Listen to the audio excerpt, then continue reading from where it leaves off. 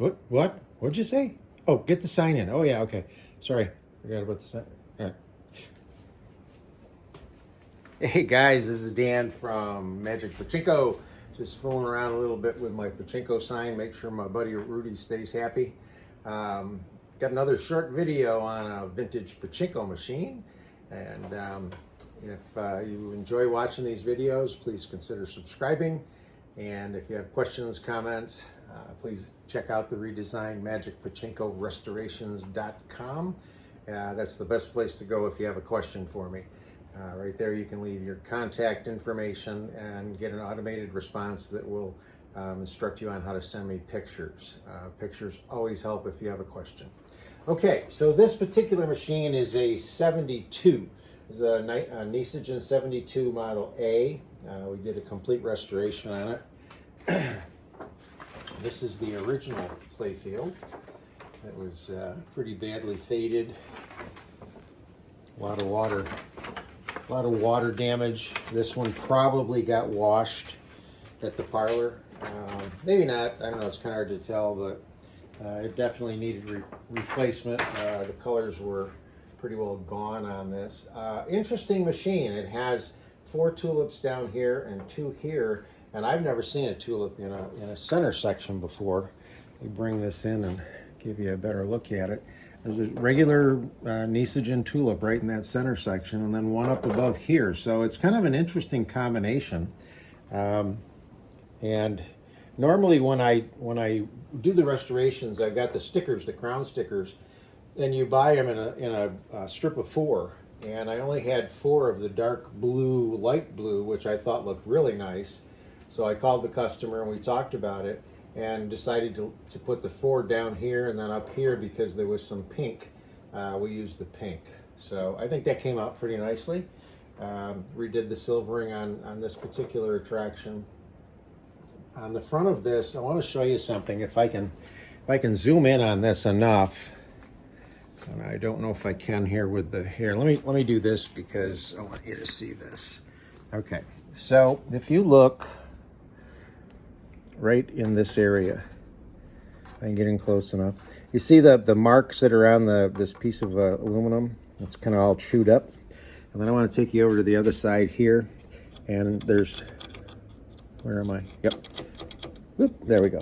Chew marks right there also. Not really chew marks per se. It's not like an animal got a hold of it. But what that is this had metal feet on it at one point, and the metal feet attached and push against the back, but then they come up and they curl around the front, and they push against the front right here and right here. 2 things. It does chew the fronts up, and it also prevents you from opening the machine away from the hinge portion. This part won't open up. So that's just a couple of reasons why I don't particularly care for them. All right. So this customer had a board. Let me get this tip so you can see it. There it is. Okay, had a board, and it was attached to the machine, and during shipping, it was like 3 boards stuck together, and one board actually broke, and there was a big split there. So the guy that helps me out, John, is a whiz with wood. So I said to John, I said, fix this for me. And he did a great job. Drilled some holes on either side and put the dowel pins in across, and then sanded it all down, and we put a coat of polyurethane on it. We're going to ship this with the machine, but not attached to the machine. So you'll just have to put the screws back in from the bottom, and then it'll be nice and stable. So let me turn this around, show you the back. The back was in good shape. There was only one exception to that, and I want to show you what it is and show you why it's important. And I think I'm going to do the same thing. Again, I apologize for the jerkiness, but this is the only way I can do it alone. Right here, this piece right here. All right. This arm goes up and is attached to this mechanism here. Okay, the up and down. So when there's enough balls in here, this is going to push down, And what that does is it lifts the other end, get my arm out of the way, up, which in turn lifts this up like that. And there's an adjustment to be made so that it's adjusted right. Okay. Now, what had happened is somebody, all of this metal here, well, this is brass, but this kind of metal is hard, so it does not bend easily, and you have to be very, very careful or it will break. And I think, I don't know why somebody was messing with this, but this is part of, if this is down, the flag is down and the ball handling mechanism won't let balls onto the launch ramp. If this is up, it'll let balls through. So I think somebody at one point wanted to try to avoid this, and I don't understand that, because even if the flag doesn't come down, if you're not replacing balls up here, eventually you're going to run out and you won't be able to play the machine. So I never quite understood why anybody tried to defeat that. But I had another piece from a different machine. Unfortunately, it did not fit.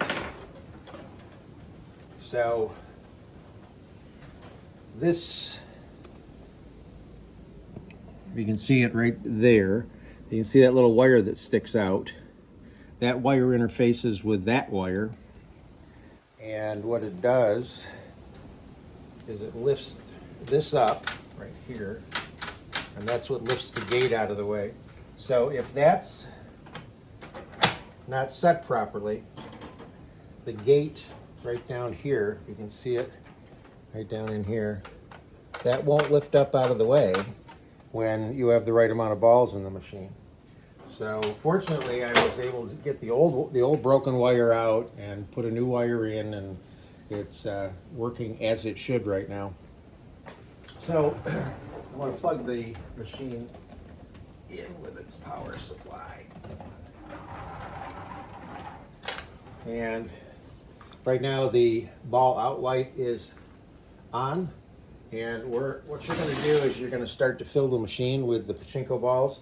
500 Pachinko balls fit in this machine, no problem. You're going to put 480 of them right up here, right in the top. Always keep the top hopper full all the time. Down here is a shut open lever.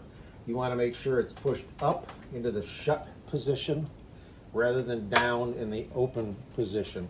If it's open, the balls will run right through the system and exit the machine and go all over the place. So make sure this is in the shut position. Drop in a handful of balls.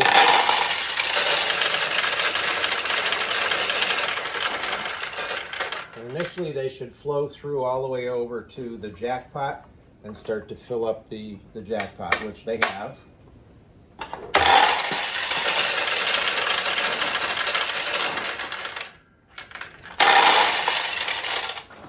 So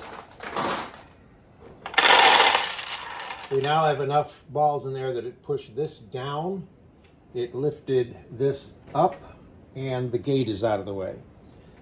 If this is set properly, the balls have stopped flowing because there's enough balls in the center tray here to have the machine function. When you get a few wins and this depletes, then this will open and let some more balls drop down in. That's the way these are set up. That's what they call a recycler. All the losing balls are going to come in here and go back into the tray that feeds the jackpot. But keep in mind, you need to replenish this tray all the time. It's up to you as the parlor owner, so to speak, to make sure that there's plenty of balls up in the machine. So right now there's no tulips open.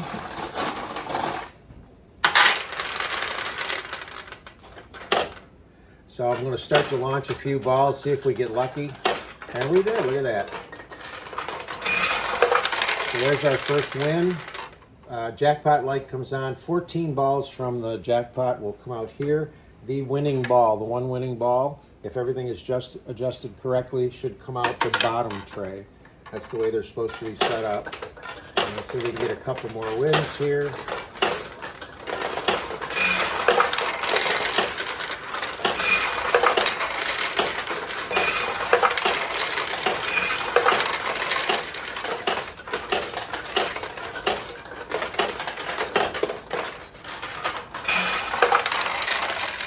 So that's the 1972, I think. 1972 or 73, pretty sure it's a 72. Nishijin Model A, fully restored. Hope you like it.